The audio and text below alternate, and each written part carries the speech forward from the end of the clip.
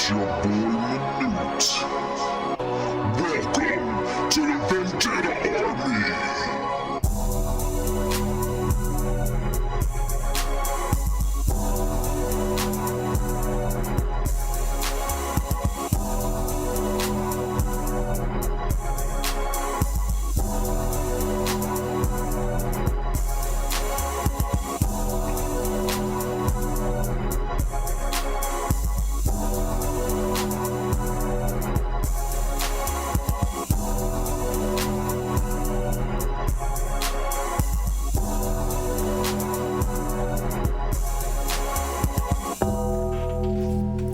What is happening? What's going on, people? It's your boy, Big Will, Minute, back again with my fam, Dre. What's up? What's up? What's up? Welcome to Raw Talk, people, where two family members get together and talk about wrestling. So what's going on, Dre? What's happening? What's happening? Everything is all good. Too bad yesterday's Raw wasn't. I'm not gonna down it, but it wasn't the greatest Raw. It was actually, I'm not gonna lie, I actually fell asleep. I had to rewatch certain parts this morning because it was okay, but it wasn't. It wasn't good. To me, it was okay. I would say that it was okay. Yeah, for me, it had its moments, but it definitely took a step back as to what they have been doing the past couple weeks that had all of us excited about the program again. Yeah. So, I mean, a lot of people tuned in because of the little spoilers they were dropping about your boy Ray, and also about some big announcement about NXT, which they didn't even do. They ended up doing via social media afterwards, which is another fail on their part. How you tease everybody to come in with this big announcement on NXT, which we all kind of knew what it was going to be, but then you don't even do it. Right. Right. It's almost like how we failed to talk about the King of the Ring tournament after we kind of teased it throughout the whole entire show. Yeah. Did not talk about it. So. Well, but that pretty much could be safe for this show because they really, I mean, it wasn't nothing but an announcement. Right. And Right. Now they actually doing it now, so. Right, absolutely. So I guess we can kick it off just like how Raw got kicked off last night. Again, if you listen for the first time on YouTube, what I do is I read the information off of Bleacher Report. I'm just reading the actual card.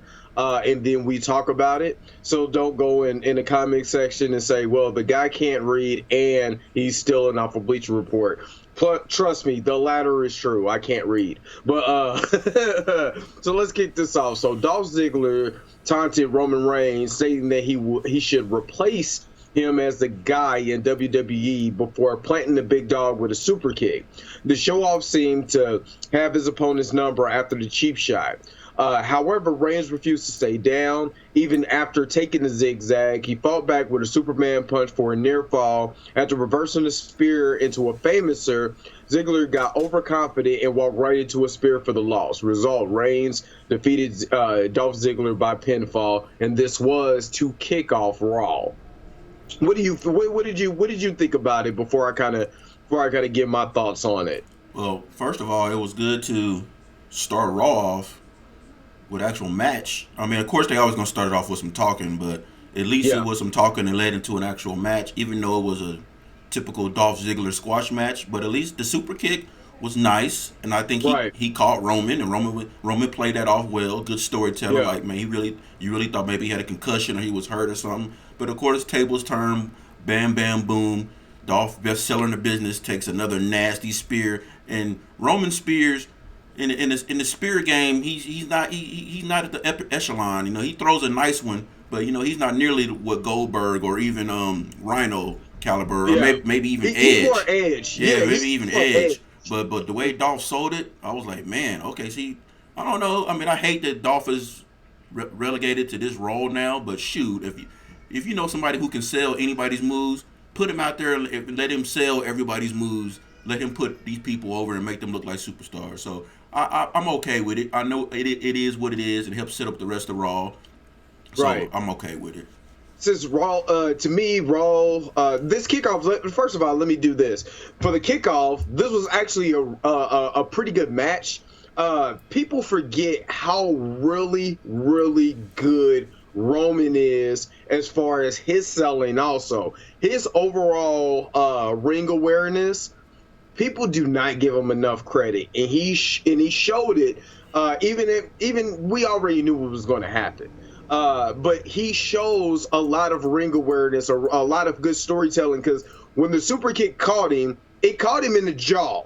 It literally did catch him in the jaw, and he sold that, that jaw. Oh man, like, moving around his jaw. Yeah. Because he kicked him, he connected the jaw shot with the super kick.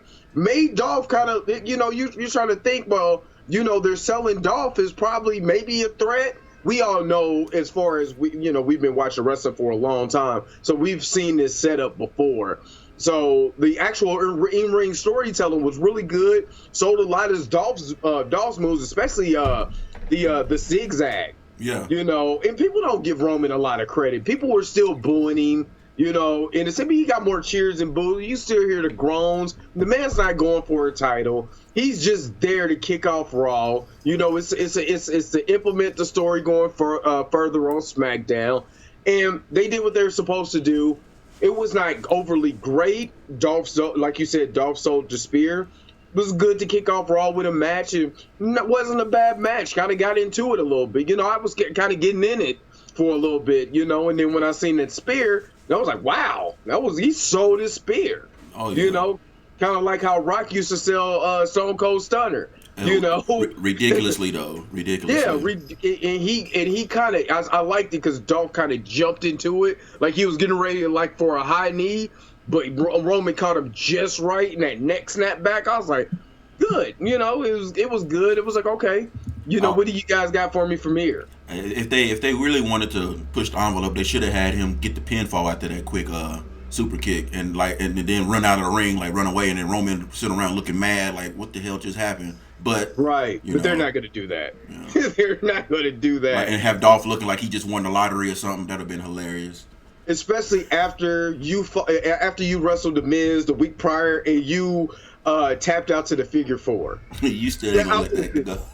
I would have been pissed. Even it's funny because Dolph mentions that in his in the back and forth with Roman before the match. Like, look, I tapped out to the figure 4 leg lock.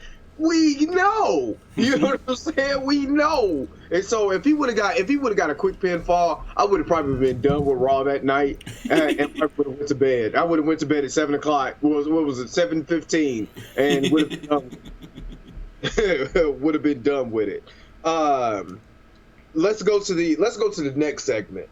That was The Fiend shuts down the King's Court. In a pre-tape interview, Becky Lynch called out Sasha Banks for only finding her motivation thanks to the man calling her out in interviews. She questioned if the boss was ever going to be great or just follow where she led. Jerry Lawler prepared the King's Court with Banks, but wanted to put over the King of the Ring tournament first. After saying he expected Raw's side to come down to Cedric Alexander and Ricochet, the lights went out. Bray Wyatt choked out Lawler with a mandible claw. And this was just a setup to try to get, because I'm really thinking they was getting ready to do King's Court. Sasha Banks comes out, talks about what's going on, how she's been on this tremendous heel turn since coming back from WrestleMania. Lights flicker. Jerry Lawler was like, I'm out of here. Put on the mandible claw. He was like, I already know what that is. I'm out. And still got caught by the Fiend. What did you think about it? This was basically Lawler came to get his check and bounced. That's what this was. They was like, hey Jerry, we want to. If they was in Memphis, it would have made more sense. It was like, hey right. Jerry, Corey and Carmella are on vacation, in Budapest or somewhere. We need somebody on the commentating desk. He's like, yeah, I'm not really down for that. I ain't trying to do a whole show. It's like, okay, well, we got this angle going with Bray. You come out. We say you're gonna do your King's Court. Bray choke you out, then you can go ahead and go home. We just want to have you on TV. Then we'll bring in the British guy. He's like, all right, cool, I'll do that. So that's what he did. Right. He came, did his normal acting, his normal Jerry stuff. He sold it all very well. It was real comedic. Oh, no. I know what everybody else normally just, I was wondering, after it happened the first time, after it happened to Finn, why did everybody stay in the ring? Just leave. And Jerry Lawler, of all people, does it. He was like, nope. Nope. But he still gets got anyway. So I enjoyed it. Like I said, Raw was starting out. You had the good match in the beginning. Had this comedic good stuff with Jerry Lawler, and Bray was actually on the show this week. Right. So I was like, cool, let's go, Raw. Which I like the fact that Bray is not on every week. And the only reason why I really kind of like that, because it still sets up that mystique. You know, it's almost like if you're trying to set up like how the Undertaker, you know, you want to set up this character to be this unpredictable type of guy. Matter of fact, who really perfected that was Sting. After he left the bleach blonde hair or whatever and went to the Crow gimmick, and all you seen was Sting didn't. How long didn't Sting wrestle for? Like 12 weeks or something crazy like that. Shit, he didn't speak for over a month. Over a month, he just was in the Raptors. Yeah, that's it. In the Raptors, you know what I mean. And he kept the mystique, so I liked it. You know, he came out. You know, mandible claw, looked like a monster. I'm all for this Bray character. If they do it right, they can have potentially. I want to say. Because Bray is already a superstar, but I'm talking about pushing Bray to that Undertaker, that Shawn Michaels. You know, when you start thinking about Mankind, when you start thinking about guys in the industry that are superstars, I really believe that if they keep this character the way it is, man, he's going to be that next guy. You remember this guy? You remember how, Bray Wyatt, when he was a Fiend, this character? Mm. He's one of those characters. So, I like it. Yep. I like it. It was a good subject. A good segment. So I really liked it. And the mask is cool. I'm gonna have to get me one of those.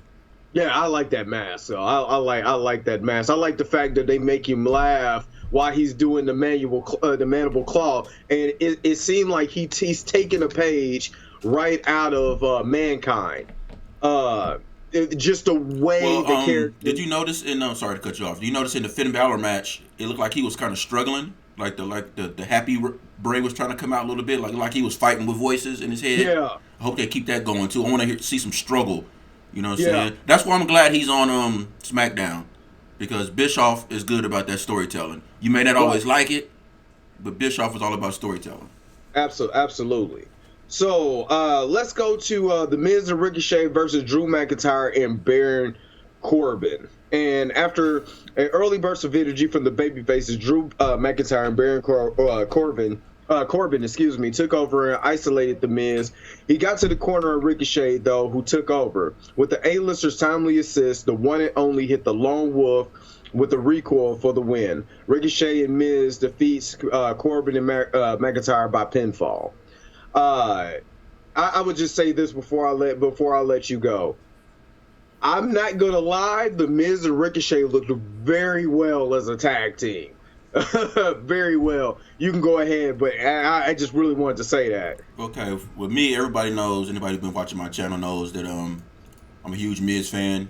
Been liking the dude since World because it was my first time seeing somebody like myself on television. Somebody who was an uber wrestling fan and wasn't afraid to show it. Because back in the day, it was kind of taboo. Mm-hmm. You know what I'm saying? Even though they were selling out stadiums and stuff, clearly there's wrestling fans in the world. You never could walk down and meet one. So to see him on TV as a fan, loved it. So I love The Miz. And him and I love Ricochet, bestseller in the business. So seeing them two together, I was like, okay, cool.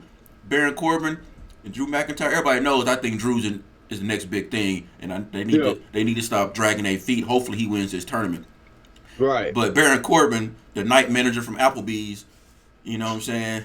Even though he's from the crib, it's almost like they gave him his push, they threw him his bone, and then now they're kind of done with him. So we'll see what happens. I still love his moveset. I still love his energy. I wish he wouldn't have cut his hair, and I wish he'd take off the stupid vest like he did midway through the match. Thank you. You know what I'm saying? This is not a restaurant.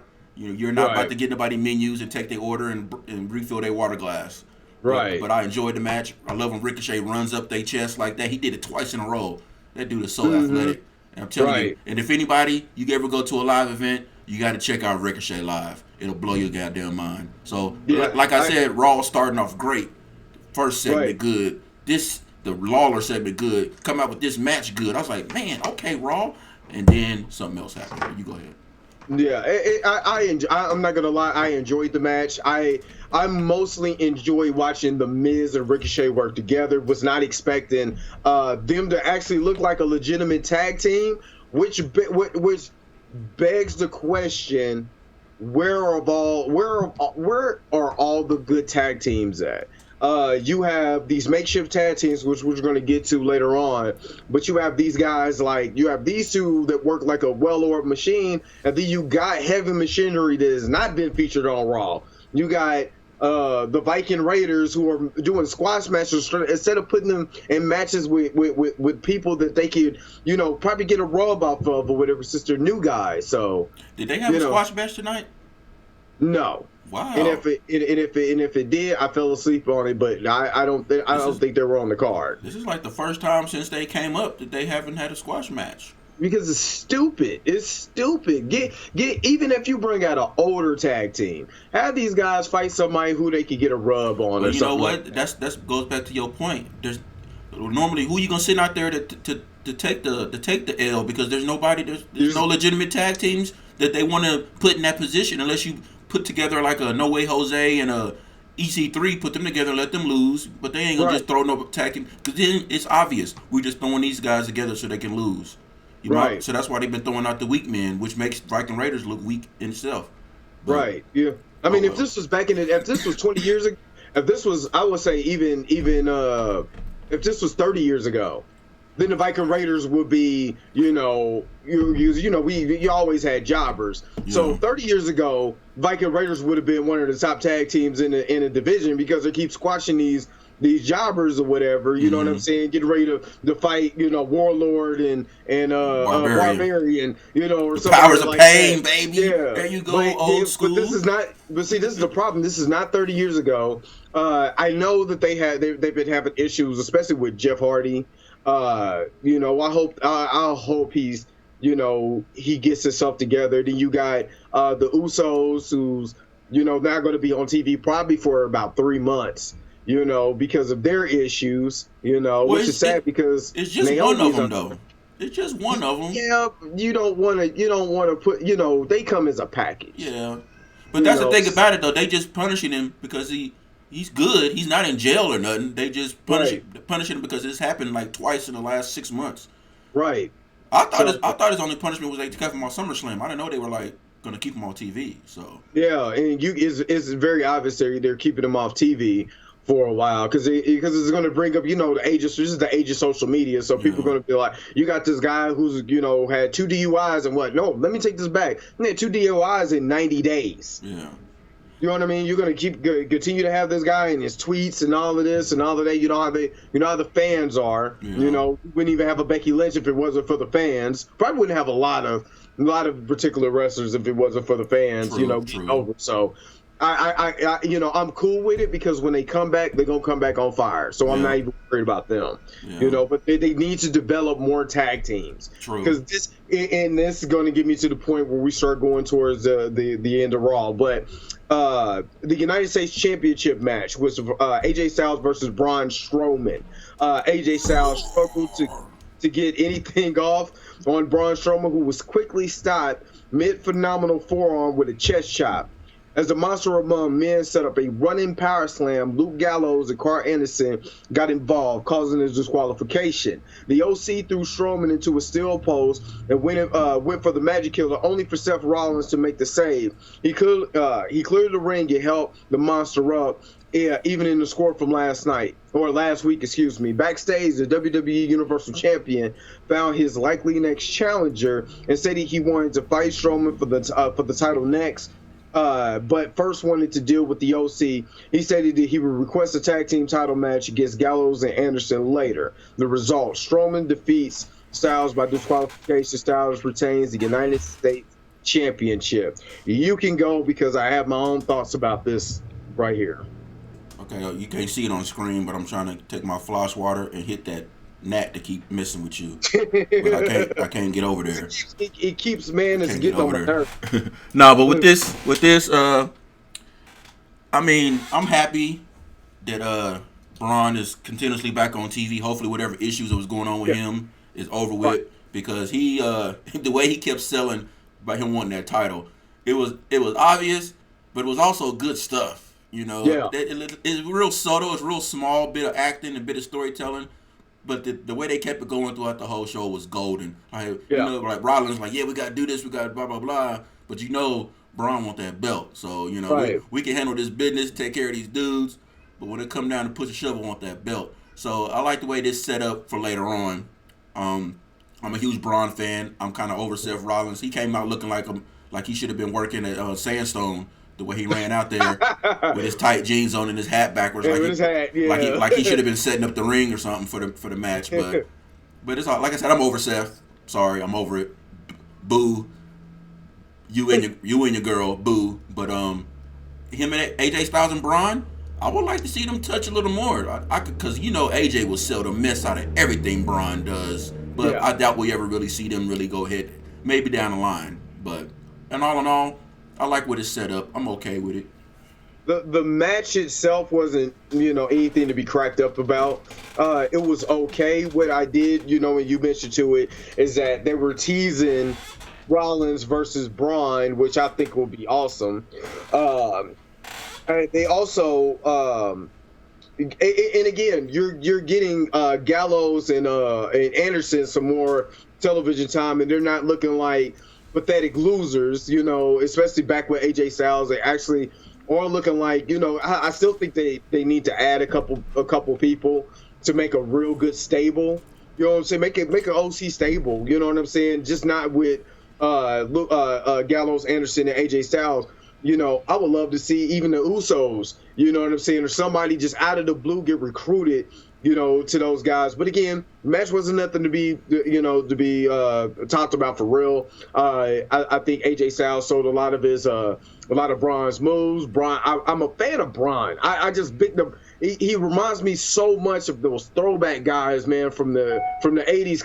Because I got a theory, and this might I'm gonna throw this theory out later, but he just reminds me of one of those throwback guys. You know, the guys from back in the day, where you could be able to the big guy that Vince loves, you know. And I can't really think of like one offhand, because there's been so many of them from like you know, Hogan was a big guy, you know, one of those type of guys. I mean, you know, Taker, because he always loved pushing the big guys, Kane and different people like that. It's just I really like the guy, and I really want them to set up something where he does win the belt, because I think he does. Out of anybody, not knocking anybody in the business right now, but I think Braun, because they put Braun through a lot of crap, for him just not to get a title. You know what I'm saying? Well, not the title. Let's not say a title. The title. He's not a I can't look at Braun as the United States champion, or like Big Show. I can see Big Show coming in, you know, doing his run. You know, like when he came in from WCW, that's another guy. When he came in from WCW, he came in to WWE at that time, and then they was giving him all these goofy angles, you know, especially with Big Boss Man and all this other stuff. And then he turned around, and then you have a win to get the Intercontinental Champion, or you know, or at that time the European Championship. No, you push that guy, give him the title, give him the belt, give him the top of the line belt. He deserves it. Have it for a while. He's one of those guys that deserves it because of all of the crap they was feeding. Well, this is actually Braun's second tag team title reign. Yeah, because he won the first title with the little kid, but then gave it up the next night. Oh my God, this is again validates my point of why they need better tag teams. They should have. Oh my god. I'm gonna get to it in a minute. But before we go on, I did wanted to point out, when you was comparing wrestlers, to me, Braun is a more athletic Big Show. Yeah. And I meant to say this earlier. Baron Corbin is a more athletic Big Boss Man. You can go ahead. I'm not taking anything away from Big Boss Man. The only thing, when I first hear Big Boss Man, the first thing that pops in my mind is the blue outfit. You know? And tell me you couldn't see Baron Corbin wearing that blue outfit. And oh my God, the Mountie. That's okay. What was the Mountie's name? Rougeau, I think. Yeah, Jacques Rougeau. Yeah, Jacques Rougeau. Yeah. Yeah, I can see him in that. That's who I can see him in. The Shaq Rougeau. With the cattle prod and everything, huh? The whole nine. All right, let's go to the King of the Ring tournament. Now, we were supposed to talk about the King of the Ring tournament last week. We really didn't get a chance to really talk about it because we dove into everything that was going on as far as Raw. But the King of the Ring tournament finally started. And one of the best matches of the night was of this Raw, put it more like that, was Samoa Joe versus Cesaro, because I really enjoyed this match. Both Samoa Joe and Cesaro sounded confident in the pre-taped interviews, but the Swiss Superman struck faster with the bell when a sudden European uppercut for the early near pinfall. The two got physical from there, and out with some chops and some kicks. The Samoan good lord, the Samoan submission machine caught the king of swing off the ropes with a Coquina clutch for the tap out. Samoa Joe defeats Cesaro by submission to advance in the King of the Ring tournament. Go. You could go because Bleacher Report didn't really like this match, but I'm gonna just tell you my thoughts. All right, yeah, I'm Snapchatting with my cuz doing the second episode of Raw Talk, little PSA announcement. Yeah. All right, like I said, this was a great match. I love Joe, and man, I know I wanted Drew to win, but I'm happy that I want to see them do something with Joe. You know what I'm saying? Joe been there too long, and he been in the game. He's like one of the only vets of the non-WWE game that they've been bringing in who really ain't got to really do anything yet. You know what I'm saying? Right. I mean, well, I guess him and Drew, but Drew, I consider Drew, even though he left and made his mark and became a real monster outside of the E, he's still WWE homegrown. But, true. I mean, so I love this match just because it was Joe, and for him to get the choke out win. You know what I'm saying? I'm okay with it. I loved it. I mean, I got nothing bad to say because I'm rooting for Joe, and he's a monster. Let the man be a goddamn monster and let him destroy people. And again, I really enjoy Cesaro. I'm a big Cesaro fan. What I really liked about the match was they do have a little bit of chemistry. There was it was funny because he went to try to swing Samoa Joe, and he can only get one swing out before he put him in the sharpshooter. Yeah. You know what I mean?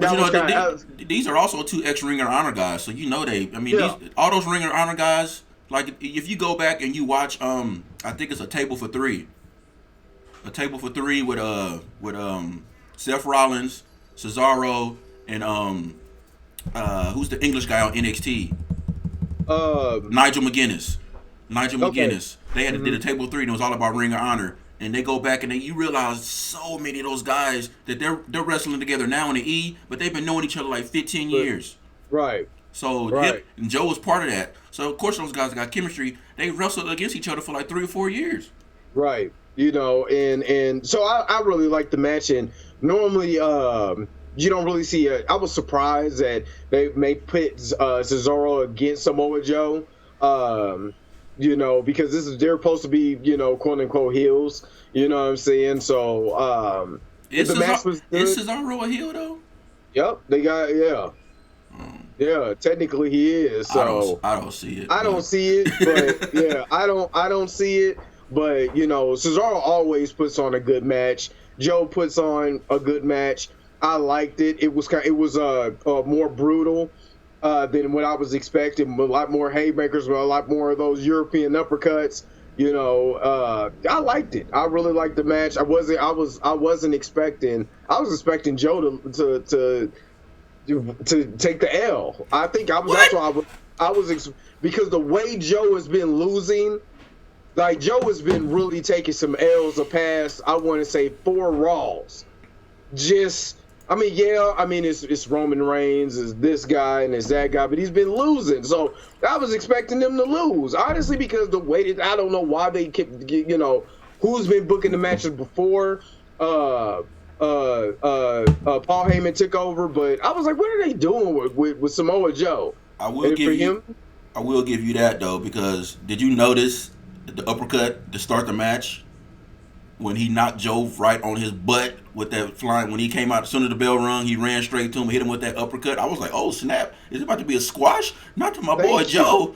Not to my boy Joe. And I think, I mean, Joe sold it, but I really do think Cesaro he was kind of stiff on it. I think he really did get a lot more of that than he wanted to. Yeah, I mean, but I think Cesaro, I think he performs stiff. Yeah, he does. You can tell it's that European style. Yeah, he performs stiff. But so does Joe. Yeah, yeah. But that goes back to them working on the indies together. They probably know each other's style like that. So Joe probably knew it was coming. He's like, okay, he about to really hit me. I can't get mad because it's just Cesaro. That's just the way he worked. Because Joe didn't pull a Becky Lynch and start trying to kick him after he accidentally got hit. He just kept it moving, sold it, and told a story. Yeah. So again, like I said, I like the fact that Joe got a win. He got a win, got a clean victory. I was happy for it. I feel bad for Cesaro because I really feel like he should be doing something. He should at least be wrestling for the Intercontinental Championship or the United States Championship. And it's a King of the Ring tournament. Not everybody's gonna win, so I was just happy they put on a good match. You can already see how the first round is going to play out, even over on the SmackDown side. For sure Gable's going to beat Benjamin because they want to push Chad Gable. Yeah. Andrade's going to win. Who else? Ooh, between Ali and Buddy, I don't know. That could go either way because Buddy had that good showing on SmackDown, and they always been trying to push Ali before he got hurt. So I don't know. That can go either way. I don't know about that one. Right. That's one I'm gonna take a look at. Apollo Crews isn't winning. So No. I don't even know why he's in the tournament, but fresh face. All right. So let's go to the R-Truth ruins Elias farewell concert. So Elias attempted a farewell concert before disappearing from the public eye to remain 24/7 champion. However, bad sound and poorly tuned guitar ruined things quickly, and his stagehand revealed himself to be R-Truth with a referee in tow. The Living Truth managed to kick out of 2 roll-ups and a scissor kick before dodging the guitar swing to escape with his title. Nobody won.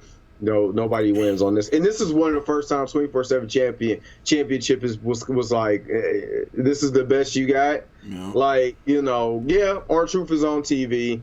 R-Truth didn't do anything amazingly silly, but... You want to know why this didn't work? Because it's Elias? No. Well, no, because I like the little segment they did in this recording studio where he was beating the mess out of Drew Maverick. That looked, because it made you think, well, even though this is a bullshit title, you can't come at me like that. I ain't gonna just let you jump me. I'm gonna beat y'all. You know what I'm saying? That's kind of what I got from that. But the reason why this didn't work because they tried to turn it too much into a real wrestling match. Yeah, and that championship is better being just kind of silly. Yeah, anybody can get a championship. Yeah. Well, from the moment he kicked out the first time, I was like, okay, he need to bounce. But Elias's character, he's not gonna run away like that. You know what I'm saying? R-Truth want his title back so bad, he's going to keep doing moves on him. Once he got to the second or third move, I was like, okay, this segment's dead. You do one move, maybe from each person, then break it up and leave. That's how 24/7 need to be. There should never be 2 or 3 pinfall attempts in a 24/7 attempt. Right. So that's why it fell flat to me. And Carmella wasn't there. Yeah. So Truth, that just proves Truth can't do it by himself. Yeah, even though she really don't do anything, just having her there, I don't know. It just showed. It was. I didn't care for this. I think this is when I started falling asleep because I was like, what is this? Mm-hmm. First of all, I think I'm just over Elias. I'm just the poor sound quality also was terrible. The whole segment to me was terrible. I didn't like it. I love R-Truth. I love that he can still do that scissor kick and spin like he's like when he was Ron Killings and all of that. But I wasn't feeling this. I wasn't feeling this, and it is not going to work with him. Actually wrestling. Yeah. It needs to be silly. It needs to stay a gimmick championship. Yeah, I'm sorry, I'm giving this a thumbs down, y'all. I didn't like it. I didn't like it. Yeah, we keep it moving. Yeah. Another one that I'm gonna keep rule, and I'm not even gonna wear my mask today. This is just this just talks about this because I didn't like this segment. Yeah, this is Dominique and Ray, Dominique, and Rey Mysterio. Rey Mysterio talking about he's gonna hang up the mask, and then I didn't know Dominique was that tall. Oh, you didn't? I didn't know because man, I'm not gonna lie. Last time I seen Dominique, Eddie Guerrero was still alive. So when I was like, dang, he tall.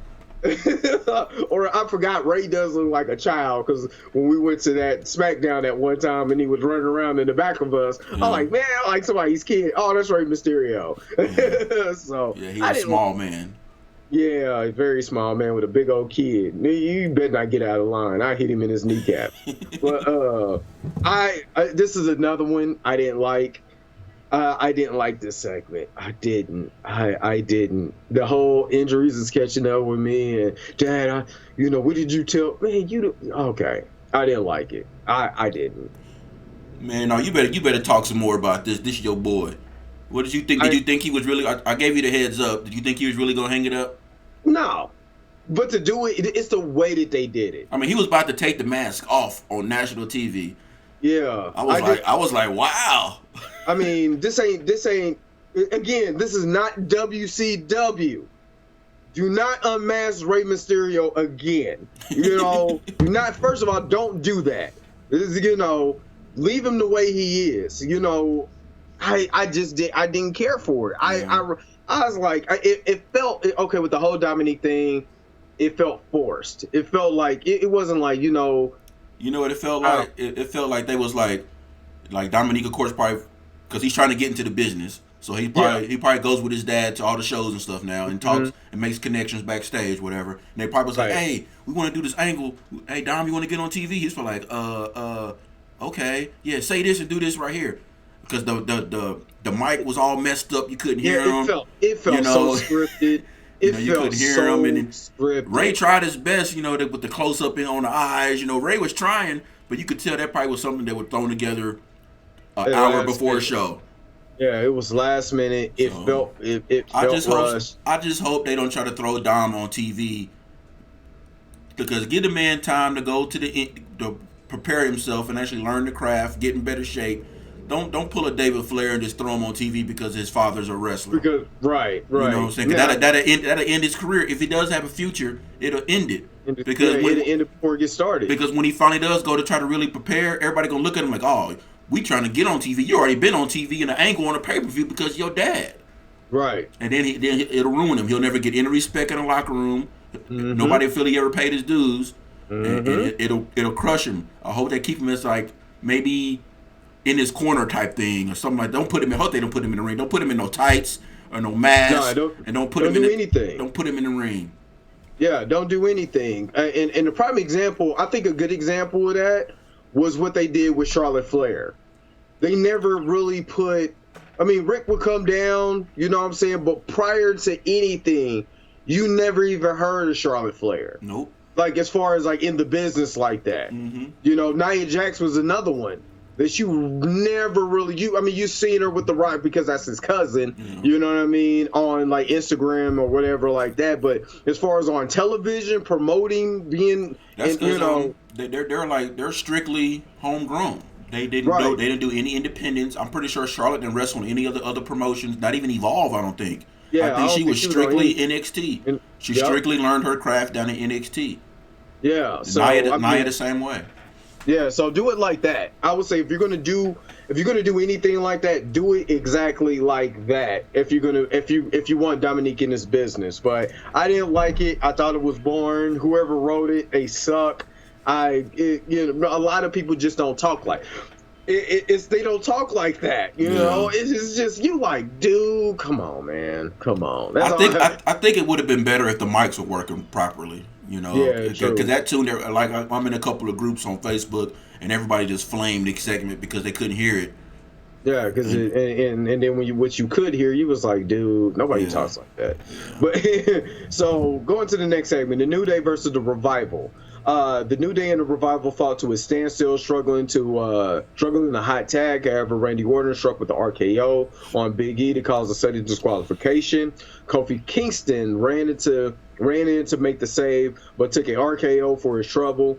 Scott Dawson and Dash Wilder.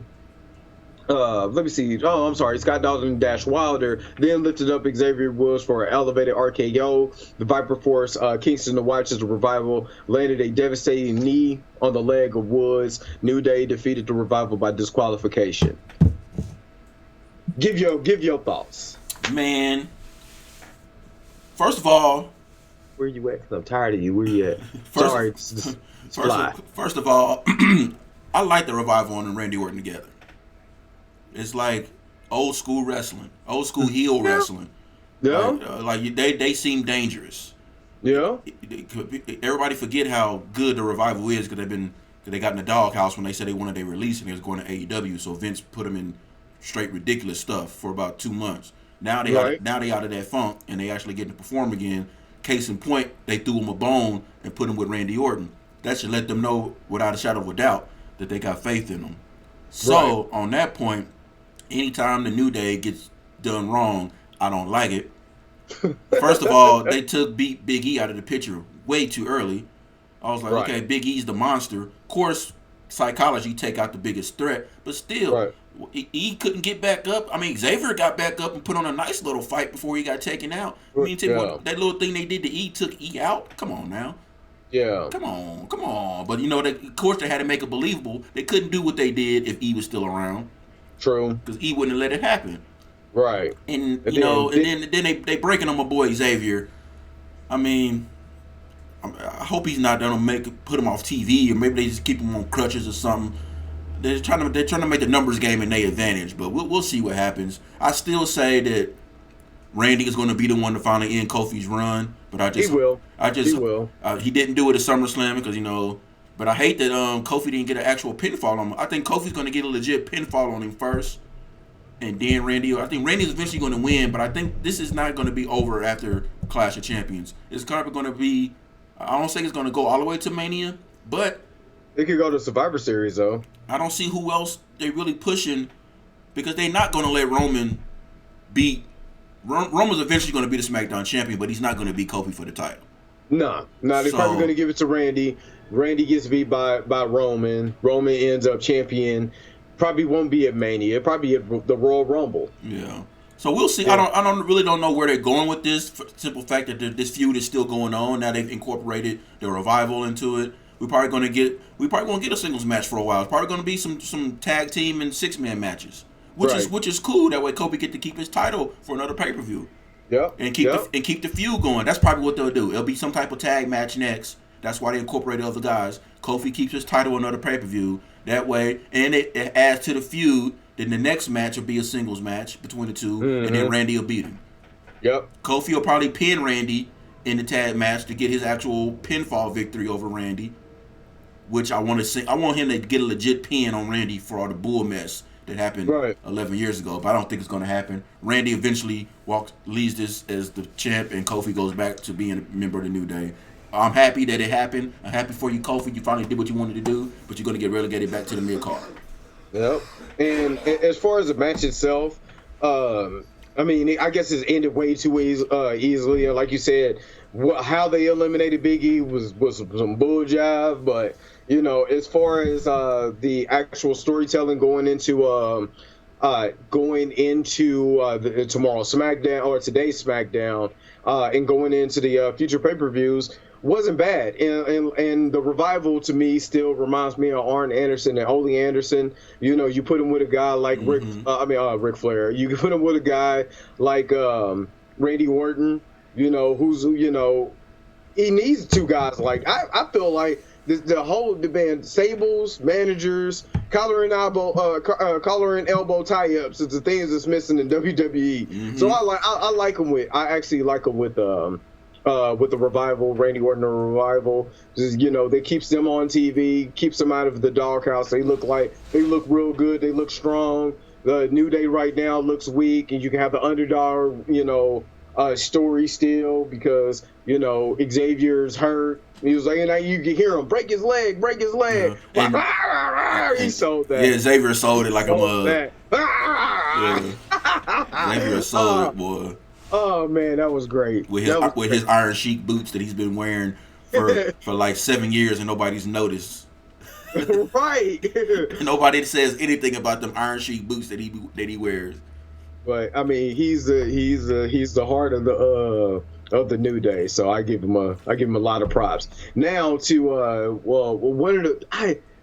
so this is the Sasha Banks interview with Michael Cole. I'm gonna just read it from Bleacher Report. I'm gonna give my thoughts on it, and I'm gonna move on because it's mostly what I think about Michael Cole and when he does these interviews. But it's Michael Cole interviewed Sasha Banks, who was not at all focused on Becky Lynch and Natalya. She talked about how happy she was with her new blue hair, then simply stated, "You're welcome," for her attack on the two women backstage. The Queen of Hearts was in a sling and addressed the attack by her former friend, only to get assaulted by Banks, who called her a crybaby and told her to go to hell with her dad. First of all, Michael Cole, stop doing these interviews like that because you're trying to read on script and it sounds horrible. Sasha played it cool. I mean, it has nothing to do with Sasha. Nothing to do with Sasha. I love where she's at right now. Natalya, Michael Cole made this segment as horrible as you can possibly get. And if it wasn't for Sasha Banks going over there and beating up Natalya, this probably would have got an F for me. Mm-hmm. Complete F. Just because Michael Cole, he comes out with these interviews and it just sounds stupid. It just, he doesn't make you convincing anything about it. Natalya, talking about, "You were my friend." What'd she say? She said, she's my friend. She was my friend. Right? Who talks like that? Who says that? You can see where the punctuations and the spaces are supposed to be, where one line ends, the other line starts. Only thing I say is, who in the blue hell is doing this? Why? So I was done. So yeah, I was done with it. But Sasha, look, I mean, we need her. Mm-hmm. We need her. Because she's going to end the reign of the man, and you can feel it. You need a strong female heel like Sasha Banks. You need that. But as far as everybody else, the segment sucked, and I don't know what your thoughts on it, but the segment sucked. I got bored, and I was like, yeah, whatever. Well, on my screen, I got my Daniel Bryan yes gift going on because the boss is back. I'm so happy because, like you said, she's finally going to give me my wish. She's going to end the man. She's going to end this ridiculous mess we've been dealing with for way too long. I've already given my thoughts on it. I groaned and about threw up in my mouth when she was on screen today, the orange hair. So I'm glad that we didn't get too much of that. But Sasha, I'm so glad that she gave no Fs. So glad she didn't retract, that she didn't try to give like a justified reason or no. She just flat out, was like, psst, I did it. I like she got her little ghetto head movement and everything back. Yeah, that's the Sasha I like, you know what I'm saying? Yeah. She was like, flipping her hair and doing that whole, like she eat fiery Cheetos with Cardi B. That's the Sasha I like, you know what I'm saying?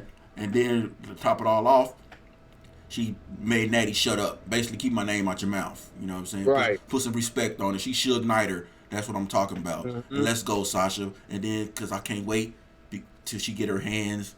I mean, they better not. Oh God, they better. And I don't think they will, because what I said last week, they want to keep Sasha happy. So I think this is actually going to happen for the simple fact they don't want her to leave and go to AEW.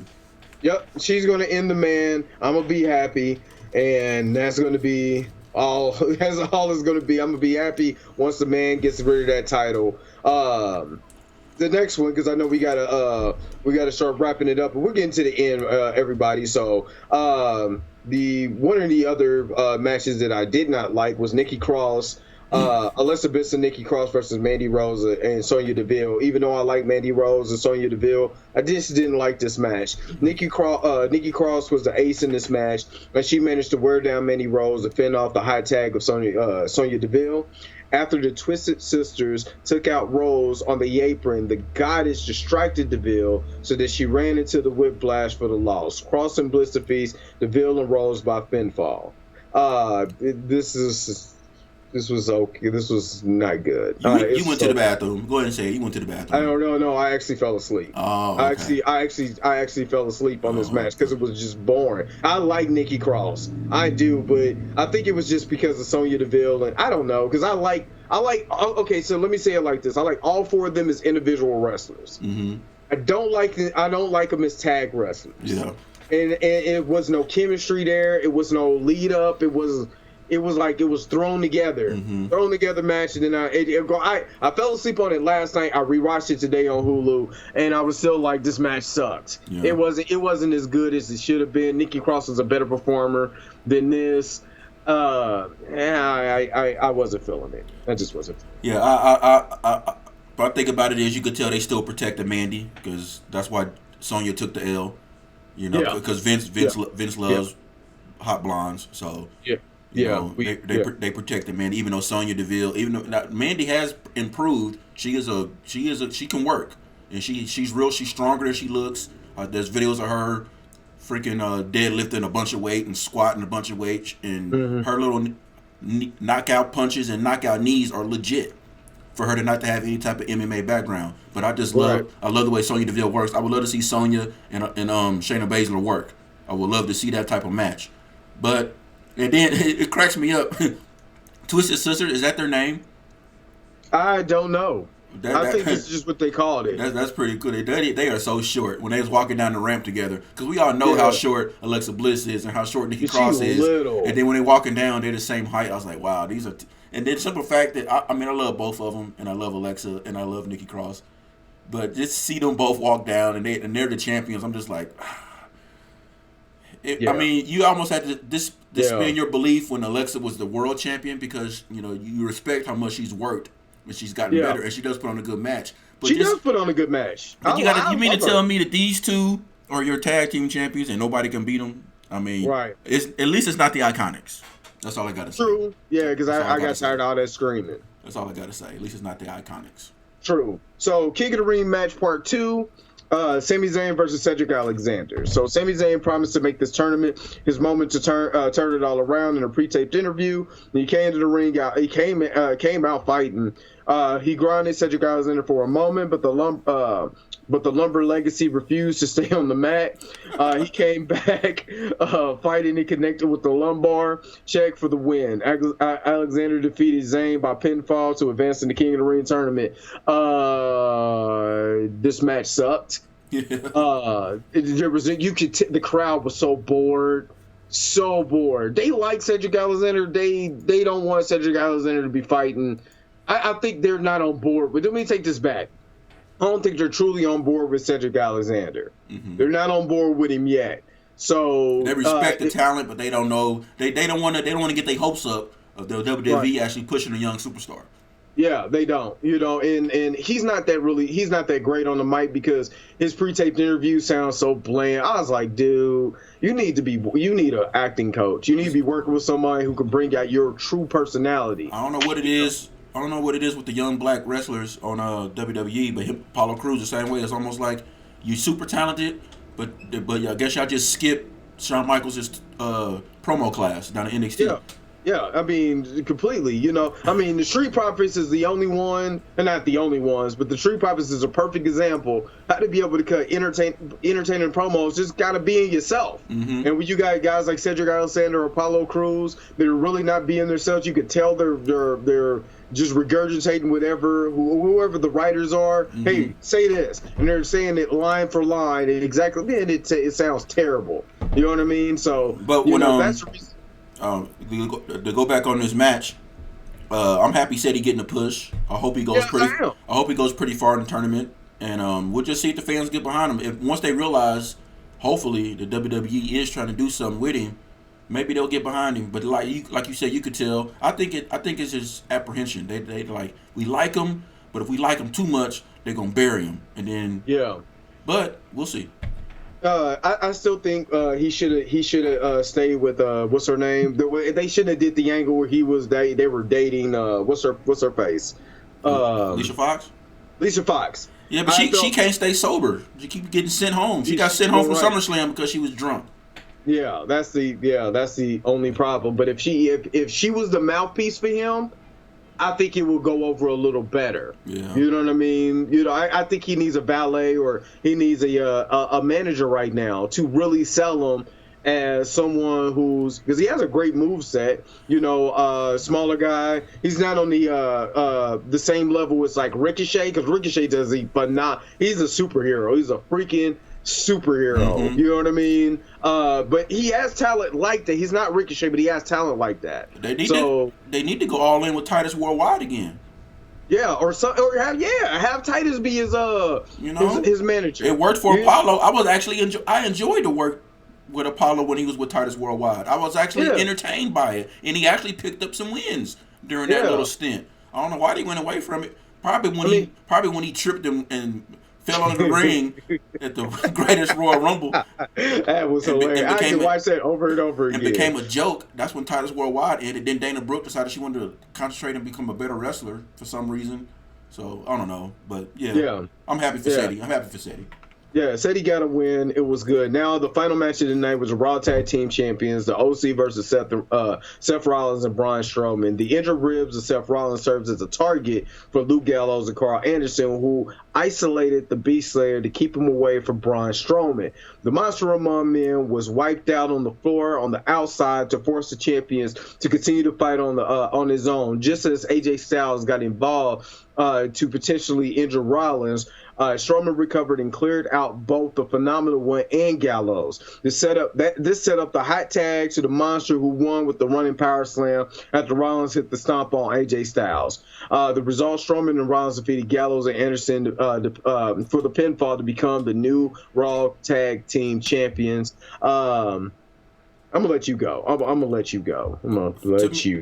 To me, this proves that they don't care about Anderson and Gallows.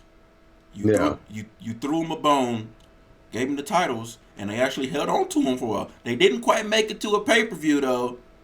They didn't make it to a pay-per-view. So if I was them, I'd be like, you know what? We tried to make it work. As soon as our contract is up, hey, AJ, we love you, bruh, but we can't do this no more. We got to go, and actually we love this business, and we love wrestling. We love tag team wrestling. Apparently they don't love us. Yeah. Rollins and Braun just get thrown together and they win the belts. Gallows like, I even put my face paint on. I'm trying to become myself again. But y'all just don't want it, so we're going to go elsewhere. They should leave. Yeah. I know they want to stay there for AJ because this is AJ's last hurrah. He's already said it. You know what I'm saying? He want to do it with his boys. You know, maybe they'll bring some more people in and, you know, call some people up. We get a last little club kind of farewell for AJ. That's probably why they're staying for AJ. But this has to be a bad taste in their mouth. This has to. And I can understand from storyline perspective, because you're trying to set up all these particular type of storylines, which to me now it's more clear they're trying to set up the storyline a la Mega Powers. Macho Man and Hulk Hogan. Mm-hmm. Or no, not Macho Man and Hulk. Yeah. That was the Mega Powers. Yeah. Macho Man and Hulk Hogan. You know what I mean? Have these guys, you rebels, you start causing friction between them to set up something at a Royal Rumble or next year's WrestleMania. You know, where Strowman could probably win the belt. You know what I mean? But you're pitting these two against each other because it was teased all night. Mm-hmm. Get these guys attacked. This is why I say the tag team division in WWE is horrible, because it should never, ever, ever go to these two guys. Yeah. Seth Rollins and Braun Strowman. I was so disappointed. I am not going to lie. I was pissed because I woke up for that. I woke up, I was like, oh, man, I can't believe I was asleep. And then this match is, the beginning of this match is on. I'm watching it, and then they win, and I'm like, really? It was lame. It was straight lame. It was a cop-out. Come on, man. It was a cop-out. I like Gallows and Anderson, too. I really do. I like Gallows and Anderson. But after this, when AJ leaves, I leave. That's the way I put it. Yeah, they should stay there long enough to give AJ's last hurrah, even though they're not announcing it like that. But he said on multiple outlets, you can look it up, that he's pretty much he's not going to re-sign. But he's not going to re-sign to go sign with somebody else. He's done. You know what I'm saying? You got people who've been around. AJ's been in the business a long time. It was ever since he was what 17 or 18. Yeah, he's And been he's in independent. the 40s. Yeah, he's in his now, 40 right? now. Yeah, he's been all around the world. That's a lot of miles has been put on that body, and he sells his butt off, and he's Yeah. still fairly healthy. And knock on wood, he's been fairly healthy his whole career. So I don't blame him. Have you one last hurrah with your boys? And that's the only reason why Anderson and Gallows are still there, because there was talks of them leaving too. But AJ probably said, "Hey, yeah, guys, go ahead and stay. These next 1.5, 2 years, I'm probably going to be done. I think he may go past Mania. I think Mania is going to be it. But I think this is the problem that I also have because you were setting up Seth Rollins and AJ Styles for the World Heavyweight Champion. You basically gave this dude a curve stomp, gave the titles to him and Rollins and Braun Strowman, then teased them. Yeah. You know what I'm saying, for the world title. You don't want to throw AJ in there as a third wheel. yeah, even though that would be a good match, but I mean, it would. But It's good. every time there's a triple threat match with two small guys and a big guy, the big guys outside of the ring Right. knocked out for half the match and let the small Right. guys work. And then because normally the big guy can't work the small guys, Braun can though. Yeah. You see him outside. It's 10 minutes later. But like, what the hell did Braun get hit with? Yeah. He got hit with a forearm. He's still outside of the ring laying down on one knee till it's time for him to come in. So Like, he come gets on. his cue to come in and then get his offense in. I hope that doesn't happen because Braun can go with those guys. So I think a triple threat match, I don't want to see it, but Teddy Long style. But it could happen and it could work if they do it right. But for an off pay-per-view though, not no big pay-per-view. Yeah, this is why you need to bring. You mentioned Teddy Long. That's why you need to bring Teddy Long in. So just in case you see this, we're gonna have a 6-man tag team match with the Undertaker. Player. You like that, player? Holla, holla, holla. All right, and then I'm gonna go ahead and get my final review on this. Like we said at the beginning of this Raw took a step back. It started out hot, and then it just got lackluster and more lackluster and lackluster. I mean, I was nodding off too. I was playing my game actually, but I had my headphones off on my game and I was listening to the show. But there was a couple moments where I got up, go get something to drink, and then like didn't even think okay I may have missed something because I knew it was getting stale. But there were parts of it I did enjoy. You could tell it's getting better because there's a lot more storytelling going on that makes sense. What's going on with certain I'm looking forward to things. I'm looking forward to the tournament. Looking forward to SmackDown tonight. And all in all, I mean, it was like a C- type of show. I'm not gonna fail it. I ain't gonna go D or F. It didn't fail for me, but it was mediocre. It was better mediocre than what we're used to though. Yeah. So, but it was still mediocre. But like I said, I still see the direction they're going. They're on the right path. And I forgot to say this. You can elaborate on this at the end of your review too. NXT 2 hours to the USA Network, but Dunn and McMahon are supposed to be heavily involved, which means I'm sorry, folks. You look into the camera. The end of NXT as we know it. Sorry to tell you. You can go ahead. All right, since he kind of already put that out, I'm gonna give this show a C. It started off really. It started off in interesting. Pretty good matches at the beginning. Got weekend born to the point where I wanted to fall asleep. I did fall asleep and had to rewatch it again in the morning. It was okay. A lot of the promos need a lot of work. And then, like you said, I am interested. Let me not say this because I am interested in what the King of the Ring tournament is going to do. I do also want to tell you that NXT being 2 hours and Kevin Dunn and Vince McMahon has anything to do with it is going to be ruined forever. They should have just let Triple H do what he's been doing for the past I don't know how long now. Keep it the way Triple H did it. But other than that, as far as Raw, wasn't one of the best Raws.